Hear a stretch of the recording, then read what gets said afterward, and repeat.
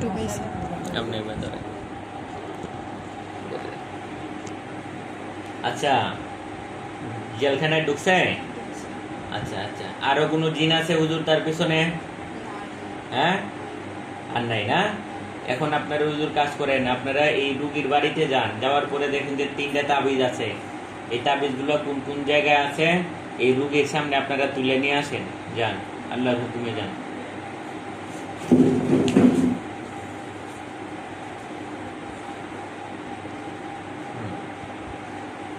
নিয়ে আসেন, দেখো আনতেছে। গেছে? কোন কোন জায়গা থেকে তুলতেছে একটু জায়গাগুলো তুমি খেয়াল করো।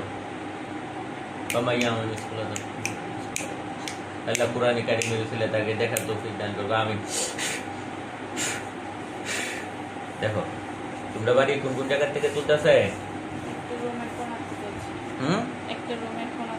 আর একটা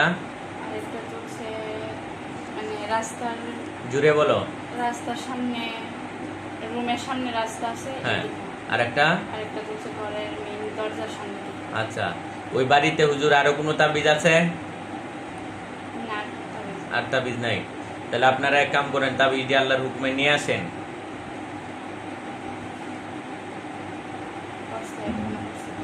হ্যাঁ, সবগুলা তাবিজ নিয়ে আসেন, আমার কাছে নিয়ে আসেন। আনছে?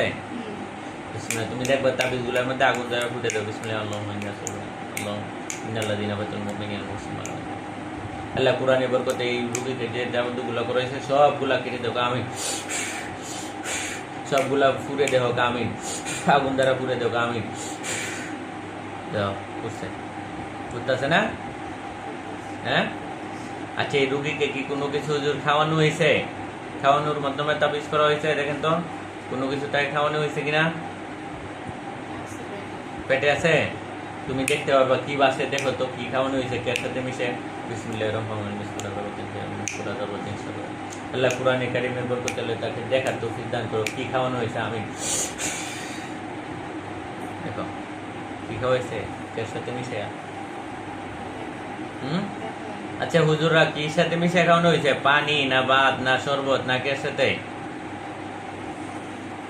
কি বলছে? বিসমিল্লাহির রহমানির রহিম।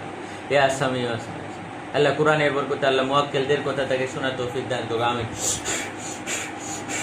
দেখা এখন শোনা যাইতেছে। আচ্ছা হুজুর, কি খাওয়ানো হয়েছে ওনাকে? কি বলছে? পানি। আচ্ছা, পানিটা বের করেন আপনারা শরীর ভিতর।